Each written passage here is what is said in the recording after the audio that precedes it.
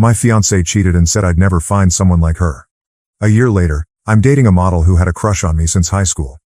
So, when going around Reddit the other day, I came across this post about a guy whose girlfriend was cheating on him and didn't care. She was absolutely honest about it, as if it were no big deal. It was insane, and it made me think about my ex-girlfriend. I haven't told many people about this incident, mostly because it's long and, well, it was unpleasant at the time. But after reading that post, I thought, what the heck, I might as well give it a chance. Keep in mind that this occurred approximately 2 years ago. I met my ex, let's call her Chloe, through a dating app. It wasn't one of those applications seeking a quick hookup. It was one of the more serious ones, with people reportedly hoping for a relationship. Anyway, at the time, I was 33 and she was 30. We matched, chatted, and there was an instant connection. It's difficult to explain, but we just understood each other. We shared the same sense of humor, interests, and could talk for hours without becoming bored. It was very refreshing. After a few weeks of online and phone conversations, I eventually invited her out on an actual date. I was a little nervous, to be honest, because she was so lovely. I mean breathtakingly stunning. I am not suggesting I am a troll or anything. I think I'm a decent-looking guy, but she was clearly in a different league. I remember thinking at the time that I probably wouldn't be looking for anything serious with her because, you know, girls like that usually have a lot of options. I did not want to have my heart broken. Being with someone who is overly attractive is a strange problem, I know, but it can provide its own set of challenges. Anyway, she agreed to the date, and we had a great time. It just validated everything I felt during our internet conversations. We started seeing each other more frequently after that, and it became formal very quickly. One thing that was continually on my mind was how much attention she received from other men. She would tell me about it occasionally, even when we were together. A guy would shamelessly hit on her in front of me, or she'd receive messages from guys via social media. At first, I wasn't concerned by it. I trusted her. I got the impression that she wasn't interested in anyone else and was truly interested in me. Stupid, I know, but that's how I felt at the moment. I was simply enjoying being with her, and I didn't want to be the jealous, insecure lover. Things were going great, really great, except for one tiny item that kept lingering in my mind. We were having one of those crazy late-night chats where you speak about random things, and the subject of hall passes came up. If you're not familiar with the term, it refers to a hypothetical situation in which you and your partner each got to choose one celebrity with whom you would be allowed to sleep, no questions asked. It's meant to be a jest, a bit of fun, but it can occasionally expose some underlying sentiments. Anyway, she brought it up, which struck me as weird. Usually, I'm the one who initiates such silly chats. She said her hall pass was Justin Timberlake, which is fair enough. He's a nice-looking guy. But then she said something that really resonated with me. She added, I don't think there are many celebrities who would say no to me, with a slight smirk, as if she was entirely serious. Now, I knew she was beautiful, I had always known that, but hearing her say it in that way simply rubbed me wrong. She seemed to be accepting that she could have pretty much any guy she wanted, which made me uneasy. It seemed out of character for her too. Despite her outward appearance, she had always been quite approachable. It just felt arrogant. It made me feel uneasy. I said nothing at the moment. I just laughed it off and we went on to the next issue. But the comment persisted in the back of my mind. I kept thinking about it throughout the next few days. The feeling vanished, and things returned to normal, but I never forgot about it. The shift in her behavior, things were going really well for a while after the hall pass chat, but then I noticed a shift in her behavior. It was faint at first, but as time passed, it grew increasingly clear. She began arriving home later than usual. Normally, she'd arrive home from work about 6 p.m., but she began arriving at 7 p.m., maybe 7:30, or even later. And what were the arguments she gave? They were basically lame excuses. She'd say things like, oh, I just lost track of time, or I ran into a friend and we chatted for a bit. It was strange because she used to be so thorough about her day. If she was late due to work, she'd tell me everything, what project she was working on, who she spoke with, and so on. Now, it was simply these vague, meaningless reasons. On top of that, she became quite irritable. If I inquired why she was late, she would snap at me. She'd become defensive, claiming I was being overly controlling or that I didn't trust her. I didn't want to fight, so I usually backed away. I am not a confrontational person, especially when someone is already in a foul attitude. However, the late nights persisted, as did the nebulous reasons. My suspicion began to deepen. It was like a small voice in the back of my head saying, something's not right here. I tried to ignore it, but it became increasingly difficult, confrontations and denials. Finally, I asked her if there was anything wrong. I said, is everything okay? You seem different lately? She denied it, of course. She responded, no, everything's fine. I'm just stressed with work. The usual. I wanted to believe her. I actually did. A few days passed, and the same things happened. I couldn't keep it in anymore. I informed her again that her behavior was unusual and that I was concerned. This time, she appeared to understand what I was saying. In reality, she apologized, claiming that it was all due to stress and exhaustion and insisting that it was nothing personal. I got what she was saying, but I couldn't get myself to believe it. The fake explanations after that chat, things appeared to improve, at least on the surface. She was more receptive and conversational. When she got home late, she'd tell me stories about what she'd been doing. But they simply felt hollow. There was something about the way she told them, the lack of information, the avoidance of eye contact, that didn't feel right. I remember one particular night. She arrived home late and told me a story about running into an old coworker and having drinks with him. And I knew she was lying. It was like a light bulb went out in my head. I can't describe it, but I received the overpowering impression that she was hiding something really important. And that's when the thought occurred to me. She was having an affair. It wasn't just a minor issue or misunderstanding. This was a full-blown affair. I knew I couldn't simply let it go. I couldn't pretend everything was fine. I needed to discover the truth, one way or another. Her conduct had shifted dramatically from the woman I first met. It was impossible to ignore. This was not the person I had fell for before. Something was clearly wrong, and I was determined to find out what it was. The plan. Okay, I'm sitting there, convinced that my girlfriend is cheating on me. My initial thought was, I need to check her phone. I mean, that's where all the proof should be, right? Text messages, emails, social media, everything. But I quickly knew it wouldn't work. First and foremost, she was always on her phone, making it very impossible to take it away long enough to conduct a thorough search. Even if I did comprehend it, I'm not exactly a tech expert. I wouldn't know where or what to look for, and she'd probably removed anything damning anyhow. Plus, I needed proof. I didn't want to locate a questionable text message and then confront her with it. I wanted to catch her in the act, to know without a doubt. So I decided to take a different way. Hire a private investigator. Yeah, I understand. It seems like something out of a film, but I was desperate. I needed the truth. And I wanted someone who knew what they were doing to guide me to it. I wanted to know who this guy was and where they were meeting. I conducted a Google search for private investigators in my area and discovered one with positive reviews. I contacted them up and scheduled a meeting. I remember being quite scared when I walked into their office. It seemed like I was accepting defeat. I sat down with the investigator, a guy who appeared to have seen it all before, and told him everything. I recounted the entire event, from the hallway conversation to the late nights and lame explanations. It took a while, but he just listened calmly and nodded. He made no judgments about me. He did not make me feel foolish. He was just listening. Then he stated he'd seen this type of thing 100 times before. He preferred to do surveillance for 2 weeks because her late nights were variable, but this would be somewhat costly. We ultimately agreed on 10 days. I gave him all of her contact information, including her phone number, email address, and where she worked. Before I departed, he told me not to contact him until the 10 days were up, unless it was an emergency. It'll be difficult, he told me, but you need to let me do my job. I agreed. I knew it would be torment, but I had to believe him. The longest 10 days of my life. These 10 days were among the longest of my life. It was awful to know that this investigator was following my fiancée and could unearth proof that confirmed my darkest concerns. I felt helpless, just waiting, wondering, and thinking all kinds of possibilities. It was difficult to focus on anything else. Work was a nightmare. I could not sleep. I barely ate. And the worst part? Throughout the 10 days, she consistently arrived home late. 3 times, she arrived home after 9 p.m., using the same tired, pathetic justifications. Oh, I had last-minute plans with some friends. Traffic was terrible. She had no idea that every time she said those things, it further confirmed my suspicions that she was lying. Each time she was late, I thought, okay, this is it? This is when the investigator will catch her. It simply offered him more opportunities to get the evidence I required. The truth comes out. Finally, the 10-day period ended. The investigator phoned me precisely on time. He didn't say much over the phone, just that he had the information I needed and asked if we could meet in person. I answered, yes, absolutely. This was something I needed to hear face to face. I couldn't bear hearing this kind of news over the phone. I had been waiting for what seemed like an eternity, and I needed to see his expression to know for certain that what he was telling me was true. I drove to his office, my hands trembling on the steering wheel. I felt terrible to my stomach. When I stepped in, he was sitting with a manila envelope on the desk in front of him. He motioned for me to sit down. Then he asked if I wanted him to simply explain what he discovered or if I wanted to examine the contents of the package myself.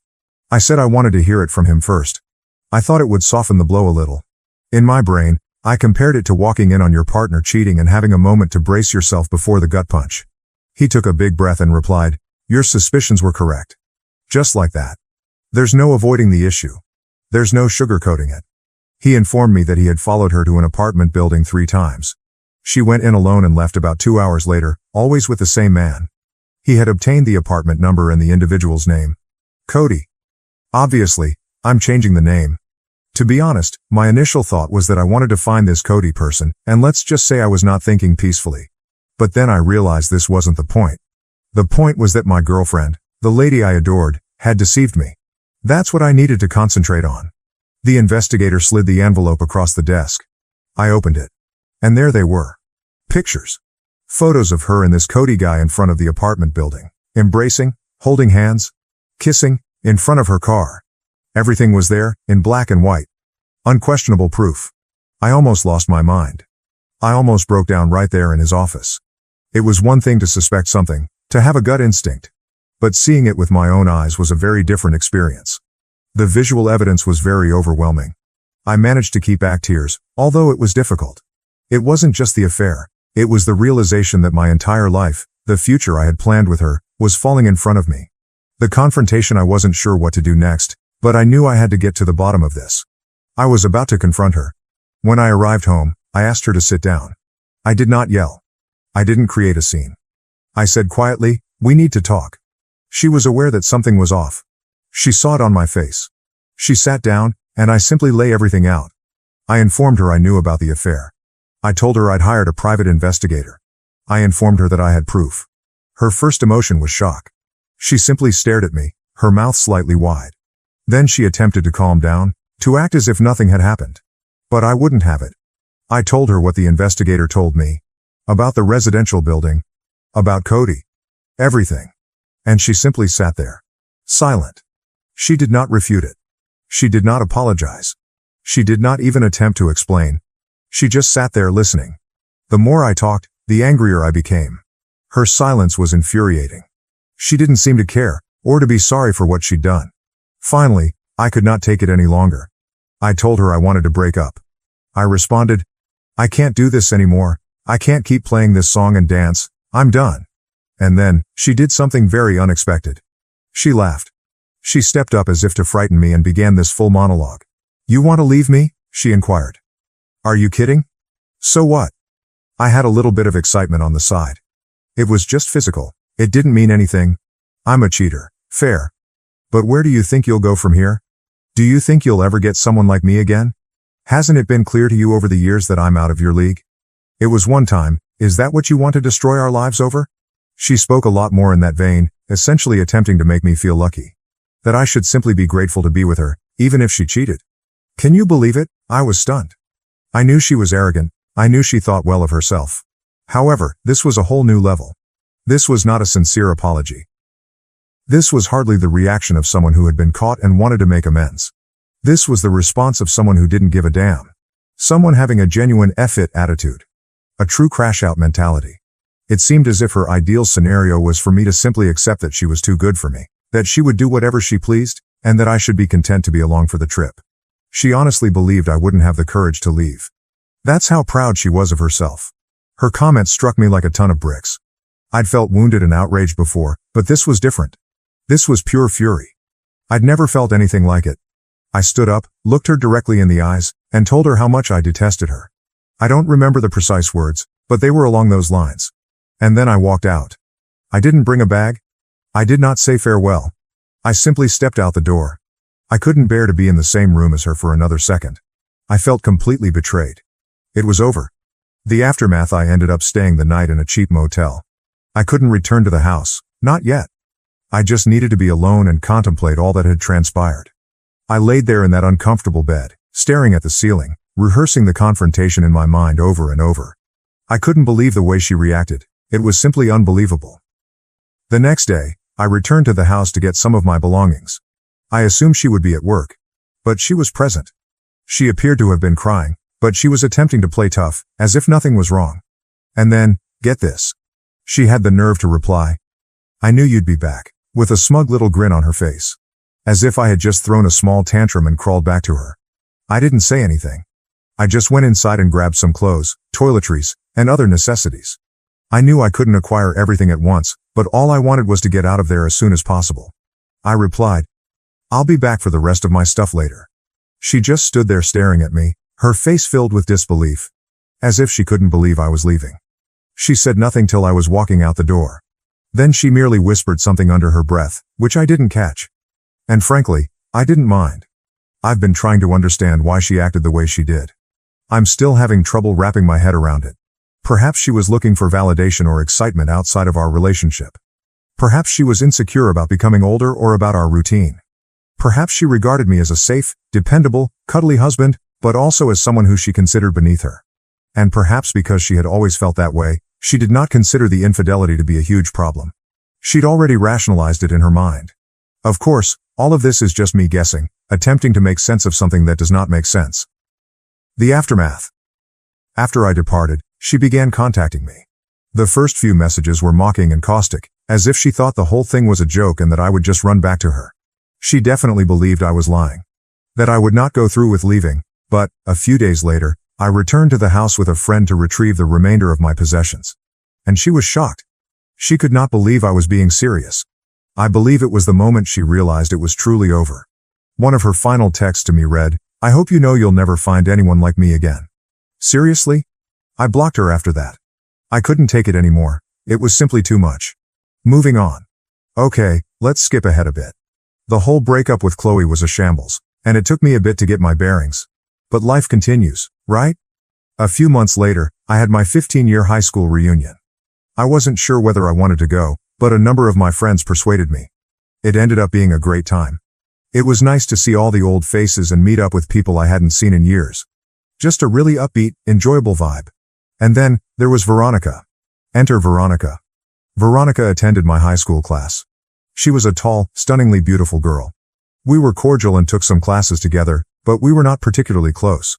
She was one of those girls who was just naturally cool, you know? After high school, she became a model, and a rather successful one at that. I had seen her in some magazines and internet advertisements. If you're into fashion, you may recognize her name. I hadn't spoken to her in at least 7 years, possibly more. So I'm at the reunion, having a nice time, when I realize that Veronica isn't present. However, her best friend from high school was. They were still really close, which I thought was fantastic. It demonstrated that Veronica had not changed much despite her success.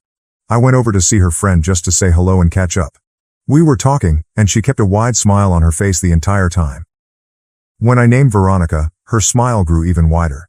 She made a face and continued, "I know she's going to kill me for telling you this, but, you know she's always had a crush on you?" I just chuckled. I mean, come on. Veronica, a successful model, have a crush on me? It appeared utterly ludicrous. Even in high school, we didn't run in the same circles. We were friendly, but not more. There was no way.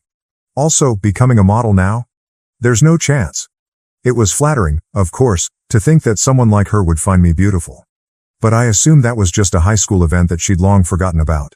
I told her buddy that I didn't think Veronica remembered me, but she insisted. She explained that Veronica had requested her to check me out at the reunion to see if I still looked as nice as I did in high school. And then she continued. "She's still into you, so if you're single and you're not scared of girls with baggage, you might as well give it a shot." I spent the remainder of the night reflecting on the talk. It was all so unexpected. I won't lie, it felt wonderful to know that someone like Veronica was interested in me, especially after what had occurred with Chloe. It felt as if here was this woman who my ex would have deemed out of my league, and she was allegedly crushing on me. It made me understand how useless Chloe's remarks were, and how much she wanted to bring me down. It provided a significant confidence boost. Taking a chance. Following the reconnection, I decided to take a chance. I figured, what could I lose? I decided to contact Veronica online, as the kids say. I found her on Instagram and messaged her. I also informed Veronica's friend that I was going to message her in case she did not check her direct messages from people she did not follow. I did not want my message to be lost in the mix. And then I waited. And waited. And waited. I waited 5 days and heard nothing. I'd completely forgotten about it, to be honest. I believed she was probably busy, or that her buddy had exaggerated things. I wasn't too concerned about it. But, ultimately, she replied. And her message was quite enthusiastic. She wrote, "Oh my gosh, Keith, it's been so long. Now, I've heard that the more letters a woman repeats in her text to you, the more she likes you. I'm not sure if it is accurate, but it felt like a good sign." We began messaging back and forth, catching up on pretty much everything. We spoke about high school, about what we have been up to since then, about our jobs, our families, everything. After a few days, Veronica recommended we switch to FaceTime. She claimed she was tired of typing so much. I was delighted, of course, and we began making video chats virtually every day. A deeper connection. During those video talks, I began to understand more about her life as a model. She told me everything about the industry, the travel, the photo shoots, the ups and downs. She was in Brussels at the time, working on a campaign, and even gave me some photos from the set. That was fascinating. And it was awesome to watch her in her environment. It also allowed us to connect on a deeper level while being thousands of miles apart. After a few weeks of almost daily communication, it began to seem like we were dating. We hadn't formally called it that, but it seemed like more than simply friendship. So, I decided to be a little corny and simply ask her, "What are we?" She chuckled and said we were really wonderful friends, but she wanted to be more. I saw this as a cue to ask her if she wanted to be my girlfriend. She quickly agreed, with no hesitation. It was a wonderful feeling. The long-distance challenge. Obviously, the long-distance aspect was challenging. She was a model traveling the world, while I was here doing my regular work. I had a long-distance relationship when I was younger, and I despised it. It was difficult to maintain that connection, to feel like you were truly a part of each other's lives. But this was different. This was Veronica, and she was already so important to me that I was willing to go to any length to make it work. So I booked a flight to Brussels to see her. She was going to be there for a few weeks working on a project, so I decided it was the perfect time to see her and get a taste of her culture. The trip that changed everything. The trip was just stunning. Brussels was beautiful, of course, but being there with Veronica was incredible. It seemed like a dream come true. It taught me that I shouldn't give up on love because of a single negative experience, that there were still excellent people out there, people worth the effort. She even brought me to one of her photo shoots.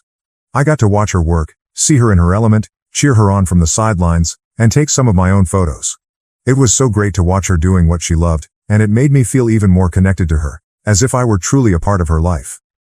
The Instagram mishap. So I was in Brussels, having the time of my life with Veronica. I took a lot of photos during the photo shoot and decided to share a few of them on Instagram. I didn't upload them to my main feed, though. Instead, I shared them on my close friend's story, expecting just a limited group of individuals to view them. Here's the thing. I completely forgot about my ex, Chloe, who was still on my close friends list. I rarely use Instagram, so I didn't think to block her there.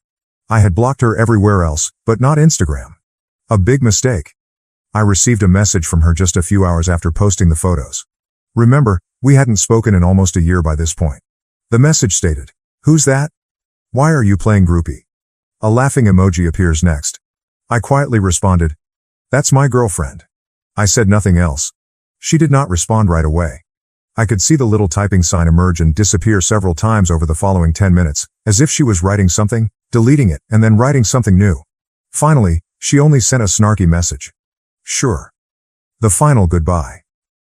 That's when I decided to try it. I informed her that she didn't have to trust me. Then I said, "If you thought you were out of my league, then Veronica is out of this world." I also questioned her. "How's your man from back then doing?" I knew it would sting. She read the message, but did not respond. And then I blocked her on Instagram. I realize it was probably petty of me to say those things. But really? I believed she earned it. And I did not want her to have any further access to my life. Any more opportunities to get under my skin? Even yet, I'll admit that I was curious about her reaction. I'll admit it. Happy ever after? And that, my friends, concludes the story.